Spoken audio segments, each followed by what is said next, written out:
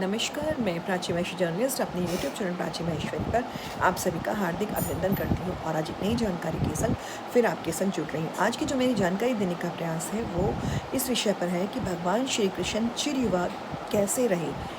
कहते हैं जब चारण और मुष्टिक का और कंस का वध भगवान कृष्ण ने किया तब वो बालक थे, लेकिन जब भी वो युद्ध भूमि में जाते थे, रणभूमि में जाते थे तो उनका शरीर जो है वज्र का हो जाता था और इसके साथ ही वो अपने शरीर को विस्तृत रूप दे सकते थे, विस्तृत आकार दे सकते थे और अपने शरीर के आकार को घटा बढ़ा सकते थे।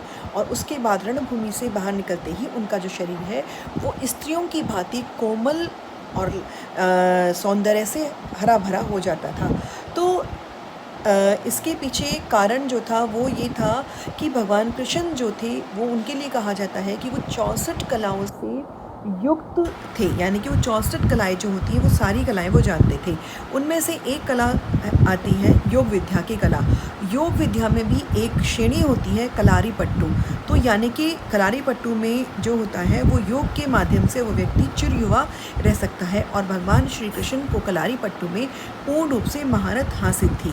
इसी कलारी पट्टू योग विद्या के आधार पर ही भगवान कृष्ण हमेशा चिर युवा रहे और चिर युवा होने के साथ साथ भी उनके शरीर पर ना कभी झुर्रियाँ आई, ना उनके जो है बाल सफ़ेद हुए और ना ही उनका शरीर शिथिल हुआ।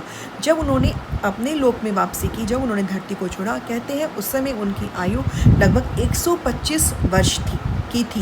125 वर्ष के होने के बावजूद भी उनका शरीर बहुत ही लचीला था, सौंदर्य से हरा भरा था और एक युवा के बराबर ही शक्तिशाली और सौंदर्यवान था। इसके पीछे कारण यही था कि उनके जो कलारी पट्टू की जो योग विद्या के वो ज्ञाता थे, उसके बल पर वो अपने शरीर को हमेशा चिर युवा रख पाए। इसके साथ ही रणभूमि में जाते वक्त उनके शरीर में वज्र जैसी ताकत आती थी, जिसके कारण कोई भी शत्रु उनके आगे टिक नहीं पाता था। तो आज की जानकारी अगर आपको अच्छी लगी हो तो प्लीज़ इसे लाइक करें, शेयर करें और मेरे चैनल प्राची महेश्वरी को सब्सक्राइब करना बिल्कुल ना भूलें। जय श्री राम।